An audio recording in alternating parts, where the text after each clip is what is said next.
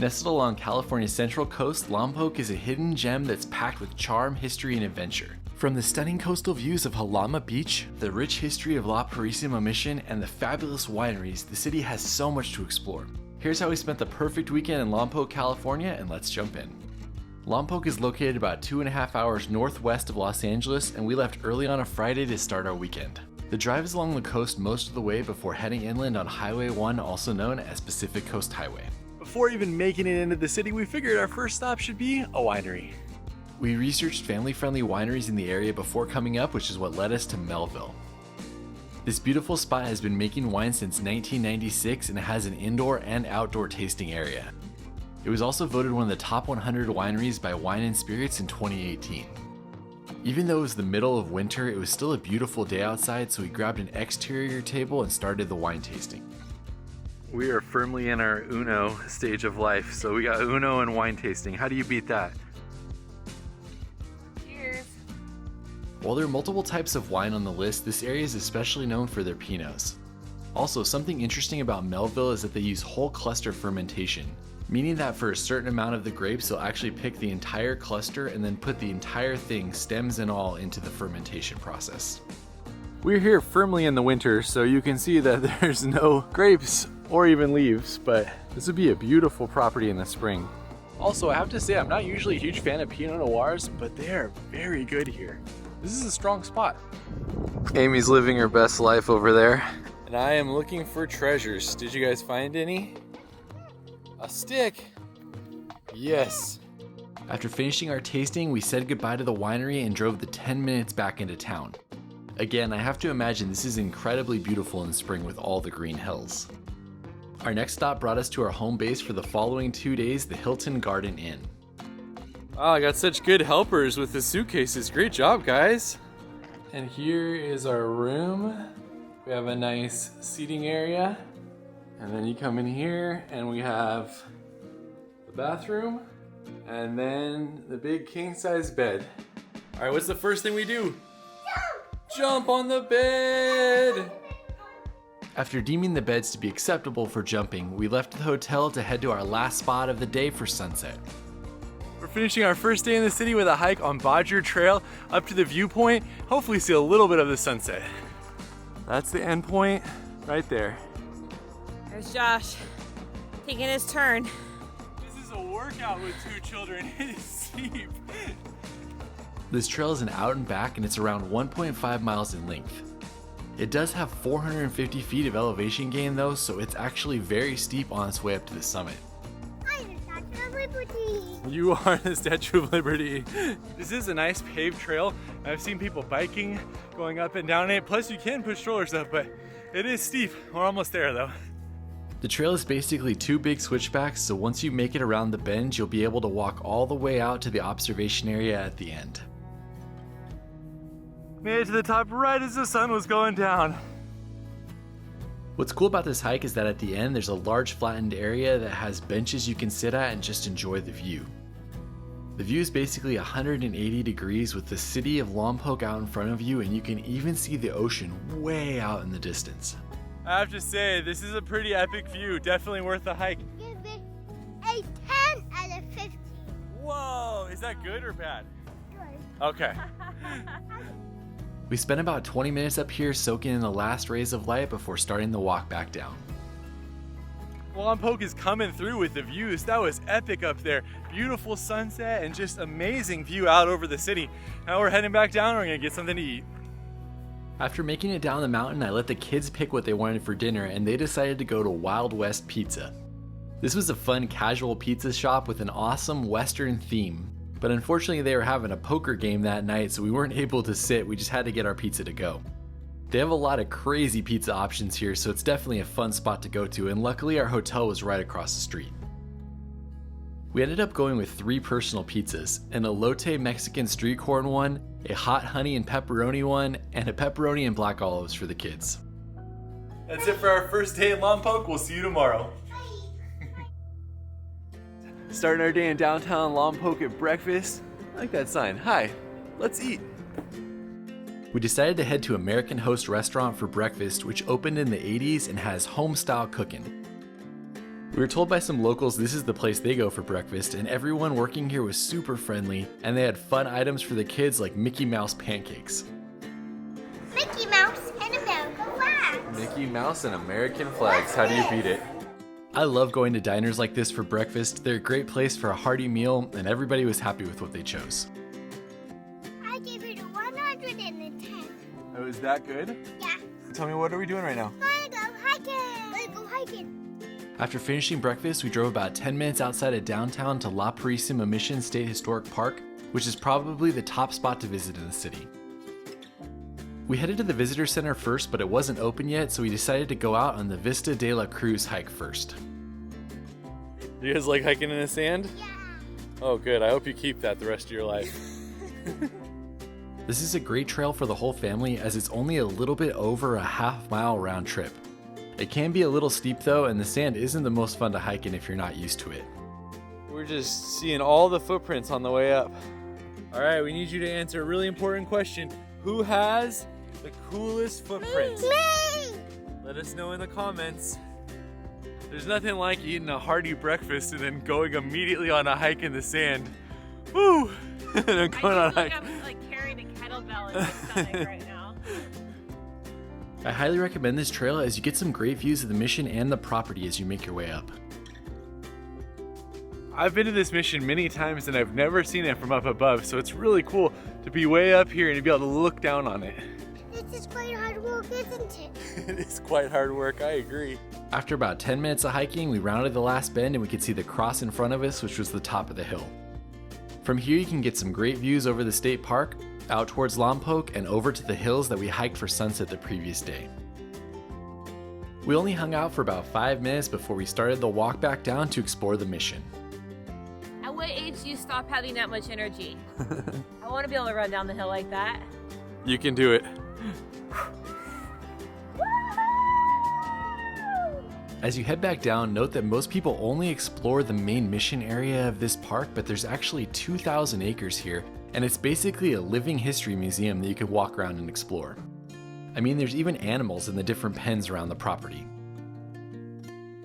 La Purisima Mission was founded in 1787, and it's one of the 21 Spanish California missions. This is the most restored of any of the old missions, so if you're wanting to understand this part of California's history, this is definitely the best place to do it. It's pretty incredible how they maintain these areas and they can walk in and just explore on your own. This is a cool spot. While the rest of the missions can be seen in California, this one is known as the only complete mission complex. It has 10 of the original buildings that have been fully restored, including the church, shops, quarters, and the blacksmith shop. Back in the day, there's no oven, so they used a pizza oven. Yeah, the pizza oven to make their bread. How long you stay will depend on how interested you are in this part of history, but I would say to plan at least a few hours as there's a lot to walk around and see. What's really cool is that this was restored by the CCC in 1934. So they worked on different pictures and images and things that they had to recreate it and make it look like it would have looked. Is this an unfinished room that the CCC left to show how they put everything back together? So that's how they connected everything with, it says, a modern concrete, but that they used original building methods to achieve the proper look and feel of the mission. And there you can see the two different walls, one that's been completely finished and one that shows how they reconstructed it. If you want to learn more about the restoration process, then head over to the visitor center before leaving. Here they have lots of pictures and information about how it was restored. And there's also some information here on the Chumash people and what life was like on the mission for them. After exploring for about 2 hours, it was time to head on. We're in downtown Lompoc and we're going to explore and see the murals before getting lunch. We promised the kids a treat after all the hiking, and so we headed to Sweet Baking Company to grab some cupcakes before going to find a parking spot in downtown. We parked next to Southside Coffee, and Amy's never one to pass up a cup of coffee, so we decided to check this spot out as well. It had a cool interior with lots of tables to sit at, fun lights on the ceiling, and they also had a coffee flight. This is the winter coffee flight where they have 4 different versions. There's a cupcake, there's even a cherry on this one, and this one they toasted the marshmallows. Each one of these is a different type of latte. How do you beat that? After finishing our coffee, the shop right next door called Jupiter Spark caught Amy's eye. It was a vintage clothing and collectibles store that had all sorts of interesting things to look at and shop. It's definitely a great place if you're looking for something unique. From there, we set out on a walking tour of downtown Lompoc looking for all of the different murals they have. The first mural was called Flower Club and it popped up in 1989, and for over 30 years they've been adding to it yearly. There's a map online where you can see all the murals, and it's one of the top tourist attractions in the city for people to come and see. While we loved finding as many of the murals as we could, I think we were most impressed by the one called The Price of Freedom. This was painted in 2000, and the sign says that it pays tribute to the men and women who served, fought, and died in the 15 wars and conflicts we had in the 20th century. These are just a few of the murals you can see in the downtown area. There's dozens more if you want to keep exploring. We are heading on to get lunch. If you want to explore more before heading to lunch, go over to South 8th Street, which is a tree-lined street with Italian stone pine trees. They were planted in the 1930s, and it's beautiful to see how they line the street here. You can also go to the Lompoc Museum while you're there, which is in a former Carnegie Library building that was built in 1910. They exist to preserve and interpret the history of the Lompoc area, and they have lots of exhibits on the Chumash people and the local flower industry, among other things. So this is a fossil of a dolphin. It's hard to see with the reflection, but it's pretty incredible. Saying goodbye to the downtown area, we headed to Eddie's Grill for lunch. This is a great casual spot that has amazing salads, and it's a place I've come to multiple times over the years. Amy and the kids are taking a nap, so I came to this area known as the Lompoc Ghetto, where there's a lot of tasting rooms for wineries.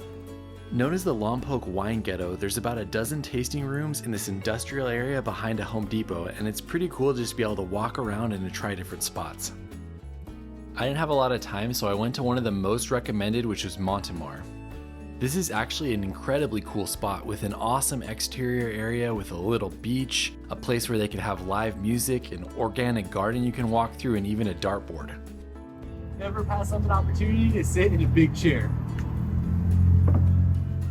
And before I die, I want to serve my wine backstage to Dead & Co. This person wants to show.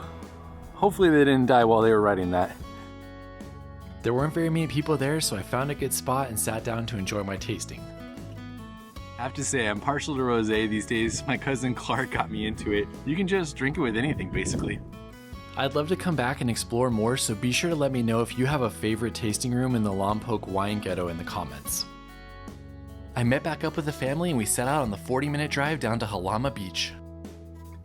After leaving Highway 1, it's a 16-mile windy drive to get down to the beach, and this is one of those beaches that I've wanted to go to for a long time, and so I was excited to finally be able to check it off.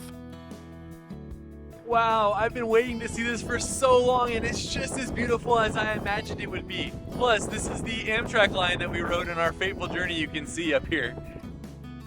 The drive into the beach is stunning, and it reminds me of something you would see along the Big Sur coastline. Then when you get down, you'll need to check in and pay the day use fee, which was $10 when I was there. I have to say, I think this is one of the most beautiful beaches in California, but it is extremely windy and cold right now. This area also features a campground with over 100 campsites, there's some cabins, and there's even some RV hookups. Even with all of that, it still feels pretty remote out here and it doesn't get too busy. The wind couldn't stop my kids from about 30 minutes of digging in the sand and looking at all of the different rocks and shells they could find on the beach. But after that, everybody started getting hungry. Luckily, they're also known for their hamburgers, which are supposed to be some of the best in the state. So that's where we're going to now. The Jalama Beach store has been a hidden gem in Lompoc since it was created over 40 years ago by Don and Kathy Ederum. The burger here has been featured in everything from the LA Times to Sunset Magazine and is often called one of the best in California. It's said that Ray Kroc, the founder of McDonald's, used to come out here and said it was the best burger he ever tasted. I grabbed 2 little sliders for the kids, and then I got a burger with a fried egg on it, and Amy got a double with grilled onions. Best burger in California, supposedly. Look at that thing. That's a lot of meat. You asked for a double. That's really good. I'm here for it. And look at the view behind you too. How do you beat that? Not bad. All right, I got mine with egg and bacon. It's like a breakfast brunch burger. So after finishing the entire thing, I think it is a very good burger. It's just like a classic burger done perfectly. And then you have this view. What's not to love? The store also has lots of other things for sale, including everything you'd need for the beach and drinks and snacks. By the time we left, the sun was just dipping below the horizon, so we went to sit on the beach and watch the sunset. Let me know if you have any idea what this random bug is. I saw it crawling around in the seaweed and I'd never seen anything like it. Also, this has to be one of the best places that I've ever watched the sunset in California. The beautiful beach with the big mountains behind it is just candy for a photographer like me. And just like that, the sun is down. Incredible place. Definitely come out here. That's it for our second day in Lompoc. Starting the morning with breakfast at our hotel, and there's supposed to be a rocket launch in about an hour, but I don't know what we're gonna be able to see because it looks pretty cloudy today. Vandenberg Air Force Base is north of Lompoc, so this is one of the best cities to see the SpaceX launches. It had already been delayed multiple times on our trip, so we weren't holding our breath for this one, and so we just went and grabbed breakfast at our hotel while we were waiting to see if it was gonna happen. Looks pretty good. Healthy breakfast, kids meal, and a breakfast burrito. Unfortunately, as we were eating, we got an update that the launch wasn't gonna happen. Heading out from the hotel, there was supposed to be a rocket launch today, but as you can see, it's very cloudy, so it got postponed for about a week or so. We are gonna go do one more thing before ending this video. On the way out of town, we grabbed coffee at Coffee Time, which is a local drive-through coffee shop. You guys know that I love trying new donut shops, but one of the fun things that we do with the kids is that when we go on a hike, often we'll grab donuts and then we'll celebrate at the summit with them. Got our donuts, heading out to our last hike. Don't sleep on the donut holes here. They were made fresh when we got there and they were incredible. Since we were heading back to Los Angeles, we decided to do one more thing on the way home. And while this isn't technically in Lompoc, it's still a great spot to stop at with a family or if you're just needing a hike. I believe this is called Nojoqui Falls Park, and it's less than a mile round trip to get to an 80-foot waterfall. As we pulled up, we were greeted with deer, so we knew this was probably going to be a great hike. Our last stop of the trip is a waterfall hike, but there's probably not going to be any water in the waterfall today. This is a great trail for the whole family, and my kids did the hike there and back with no issues. There's a sign right near the parking lot that says it's only 10 minutes to walk to the falls. One note about the rocket launches is that we had been watching and it was supposed to go off on Friday and then it missed that, and then it was supposed to go off on Saturday morning and it missed that as well. So if you're coming up and you want to see the launches, they might not go off when they're planned. I do hope to go back one of these days and to see a rocket launch, as it's something I was really excited about. This is a beautiful trail that's shaded with big trees and that goes along the creek pretty much the entire way. It's also great for racing if you're my kids. Go! After about 10 minutes of walking, we passed the last bridge over the creek and made our way across a slippery section before arriving at the base of the waterfall. Just like I expected, there wasn't a lot of water, but there was enough to keep my kids excited, and the main reason they were doing the hike was to get the donuts at the end anyway. Finishing our hike with our donuts from Lompoc. Not bad. Even with the limited flow, I was still pretty impressed by how beautiful this waterfall was, and I can't even imagine how amazing it would be if it was really flowing. The way it cascades over the moss-covered wall is just something you have to see. And with that, our weekend in Lompoc is done. Hopefully you enjoyed exploring with us. We'll see you on the next one. Choose your one.